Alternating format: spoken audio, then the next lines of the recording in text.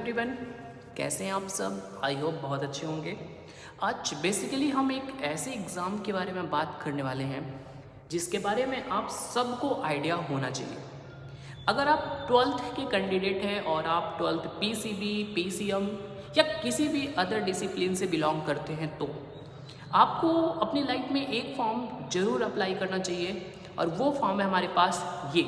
आप देख सकते हैं कि हमारा जो फॉर्म है CUET, मतलब इसका है कॉमन यूनिवर्सिटी इंट्रेंस टेस्ट।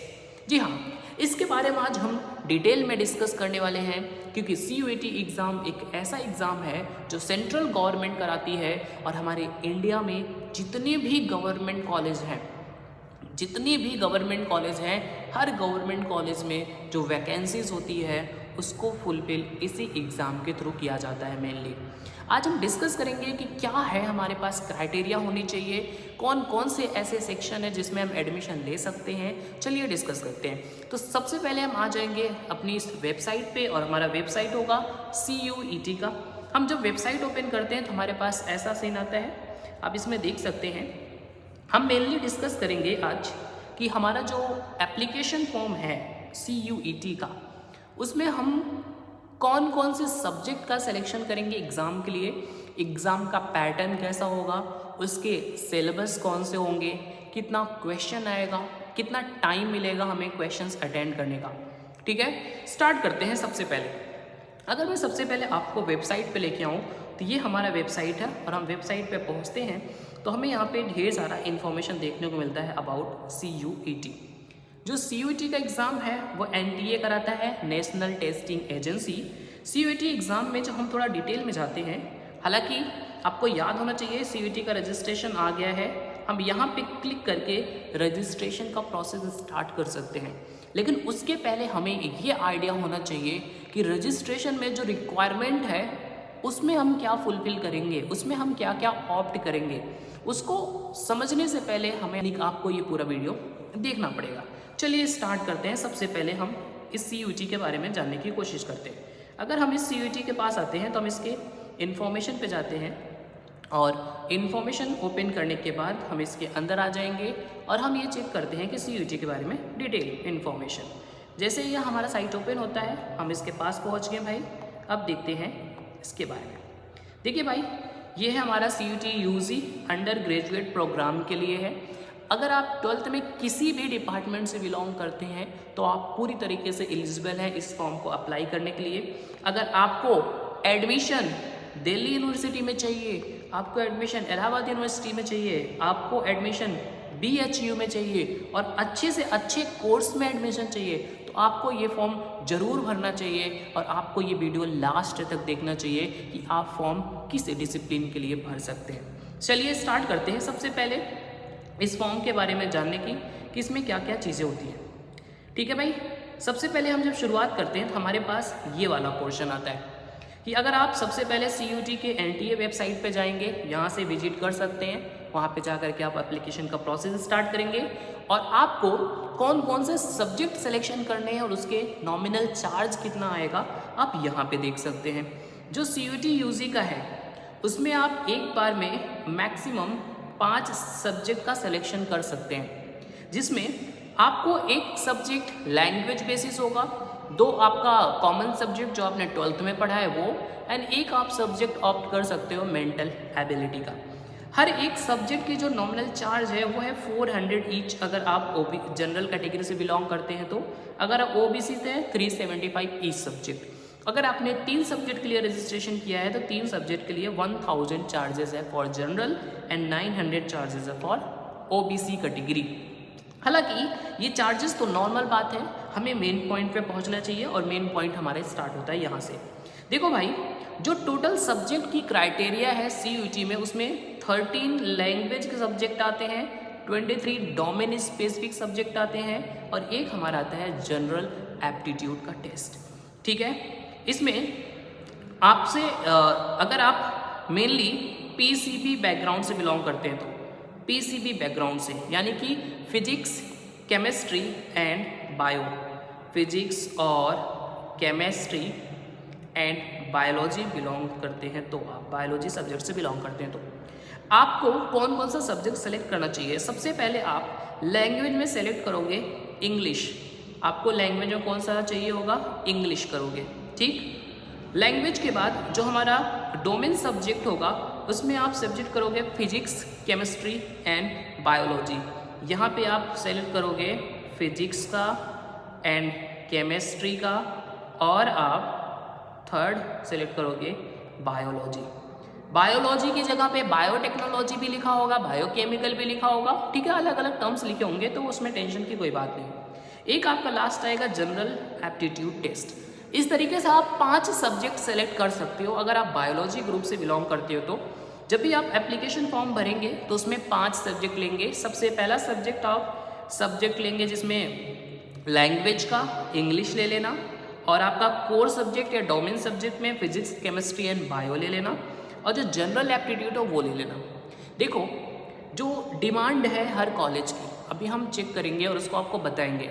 हर कॉलेज की डिमांड है। फॉर एग्जांपल मैं एक बायो का स्टूडेंट हूँ और मुझे CUET एग्ज़ाम के थ्रू फार्मेसी में जाना है, बी फार्मा करना है, या फिर मुझे BSc करना है, मुझे BSc इन माइक्रोबायोलॉजी करना है, ठीक है, मुझे LLB करना है, मुझे BCom करना है, ठीक है, या फिर मैं बोलूँ कि मुझे दिल्ली यूनिवर्सिटी से ही पढ़ाई करना है, मुझे BHU से पढ़ाई करना है, ठीक है। तो ये डिपेंड करता है कि आप इन फ्यूचर क्या करना चाहते हैं, उसके रिगार्डिंग हम आपको सिलेक्शन का प्रोसीजर बताएंगे। आप 5 सब्जेक्ट में जब एग्ज़ाम दोगे तो ज़रूरी नहीं है कि जिस कॉलेज के लिए आप अप्लाई कर रहे हो वहाँ पे 5 सब्जेक्ट की स्कोर की ज़रूरत हो। वहाँ पे ज़रूरत उसी सब्जेक्ट की स्कोर की होगी जिसकी उनकी डिमांड होगी, ठीक है। आप 5 सब्जेक्ट से एग्ज़ाम दोगे, ये आपके लिए बेनिफिट होगा कि अगर आप किसी और कॉलेज में अप्लाई कर रहे हो, मे बी वहाँ का जो क्राइटेरिया होगा वो अलग अलग सब्जेक्ट का हो, ठीक है। हम आपको बताते हैं, हाँ फोकस करिए आगे। यहाँ पे जब आपने सब कुछ चॉइस कर लिया टेस्ट पेपर का, तो उसका लैंग्वेज सेलेक्ट कर लेना। आप लैंग्वेज कौन सा ले सकते हो, इंग्लिश, हिंदी, कोई भी लैंग्वेज ले सकते हो, पेपर आप जिसमें भी देना चाहते हो। जो इनका मार्किंग स्कीम होता है उसमें अगर आप एक क्वेश्चन सही करते हो तो आपको टोटल 5 मार्क्स मिलेंगे। अगर आपने एक क्वेश्चन गलत कर दिया तो उसमें आपको -1 मिल जाएगा, यानी 1/5 माइनस मार्किंग है। ये कंप्यूटर बेस्ड टेस्ट है, पेन पेपर नहीं है, कंप्यूटर बेस्ड है, जिसमें आपको 50 क्वेश्चंस मिलेंगे और 50 क्वेश्चंस के लिए जो टाइम मिलता है वो मेनली 60 मिनट, यानी कि 1 घंटे का टाइम ही आपके पास होगा, ठीक है। अब हम थोड़ा और आगे आते हैं तो हमें इसके इन्फॉर्मेशन रजिस्ट्रेशन का प्रोसेस पता चल जाता है। रजिस्ट्रेशन वगैरह के बाद जो डॉक्यूमेंट्स रिक्वायर्ड होते हैं, मैं आपको डॉक्यूमेंट्स के बारे में बता देता हूँ यहाँ पे कि कौन कौन से डॉक्यूमेंट्स चाहिए होते हैं। अगर मैं डॉक्यूमेंट्स की बात करूँ कि डॉक्यूमेंट्स आप कौन कौन सा दे सकते हो या कौन कौन सी रिक्वायर्ड है, देखो एक नॉर्मल सी बात है, डॉक्यूमेंट में एक आपकी फ़ोटो चाहिए होगी, और फ़ोटो तो नॉर्मल बात है, आपके पास फ़ोटो अवेलेबल है। फ़ोटो के अलावा एक दूसरी बात हमें जो यहाँ पे चाहिए, आपका सिग्नेचर चाहिए, नो डॉक्यूमेंट्स। उसके बाद आपका 10th का मार्कशीट चाहिए। 10th की मार्कशीट अपलोड नहीं करना है, बस उसकी इन्फॉर्मेशन चाहिए। फॉर एग्जांपल 10th की मार्कशीट से आप अपना रोल नंबर बताओगे और आपके जो मार्क्स है, जो आपके स्कोर है, उसकी ज़रूरत पड़ेगी। इसके अलावा आप 12th की रोल नंबर की ज़रूरत पड़ेगा, 12th की मार्क्स की ज़रूरत पड़ेगा और परसेंटेज की ज़रूरत पड़ेगी, ठीक। ये क्राइटेरिया हमारे पास हो गया डॉक्यूमेंट्स में। इसके अलावा आपका आधार नंबर चाहिए होगा, आधार नंबर जो कि मोबाइल से रजिस्टर्ड होना चाहिए, सबसे पहली बात। दूसरा, आपके जो पेरेंट्स का कॉन्टैक्ट नंबर होगा उसकी ज़रूरत होगी, और उस पर भी OTP आएगा रजिस्ट्रेशन के टाइम पे। एक इमरजेंसी कॉन्टैक्ट नंबर के फॉर्म में आपको शेयर करना पड़ेगा।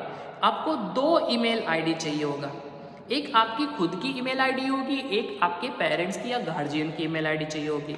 यही हमारे पास डॉक्यूमेंट चाहिए।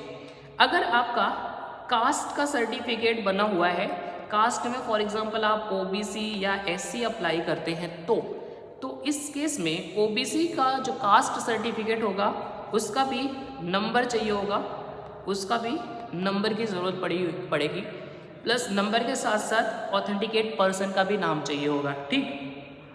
यहाँ पे हमें कुछ बेसिक चीज़ें चाहिए होगा। तो ये हमारे पास क्या है, CUET, और CUET के पैटर्न्स क्या है, कौन कौन से सब्जेक्ट्स होते हैं, उसके बाद हम कितना टाइम के लिए एग्ज़ाम देते हैं, टोटल क्वेश्चन कितने पूछे जाते हैं, ये हमने यहाँ पे बेसिक इन्फॉर्मेशन ले लिया।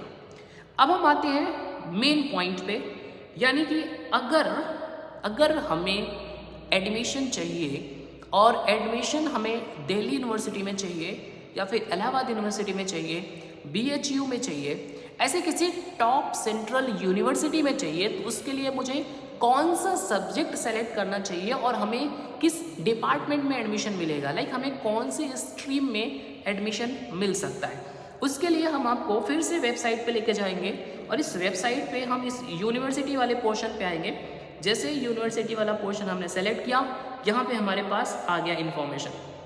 तो भाई इस एग्ज़ाम के जरिए आप सेंट्रल यूनिवर्सिटीज़ में एडमिशन ले सकते हैं, स्टेट यूनिवर्सिटी में ले सकते हैं, डीम्ड यूनिवर्सिटी प्राइवेट में भी ले सकते हैं और अदर जो गवर्नमेंटल यूनिवर्सिटी है उसमें भी एडमिशन ले सकते हैं। मैं यहाँ पे सेंट्रल यूनिवर्सिटी की बात करता हूँ। जैसे मैंने सेंट्रल यूनिवर्सिटी पे आपको पहुँचाया तो आपके पास यहाँ पे यूनिवर्सिटी के इन्फॉर्मेशन ढेर सारे आ गए। अब मैं ये ढेर सारा इन्फॉर्मेशन आपको समझा नहीं सकता, मैं कुछ बेसिक यहाँ पे ओपन करूँगा, जो कॉमन है वो आपको समझाऊँगा। बाकी आप अपनी इच्छा के अनुसार अगर आप चाहते हैं चेक करना तो आप ऐसे चेक कर सकते हैं। हम यहाँ पे आपको जैसे BHU के बारे में बताना चाहते हैं, यहाँ पे बनारस हिंदू यूनिवर्सिटी है, हम इसका इन्फॉर्मेशन आपके सामने ओपन करते हैं और इसके बारे में आपको समझाते हैं, ठीक है।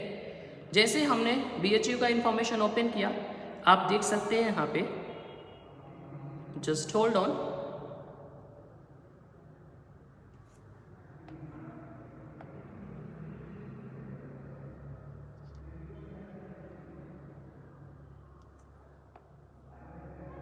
हाँ यहाँ पे हमने BHU का जैसे ही ओपन कर लिया।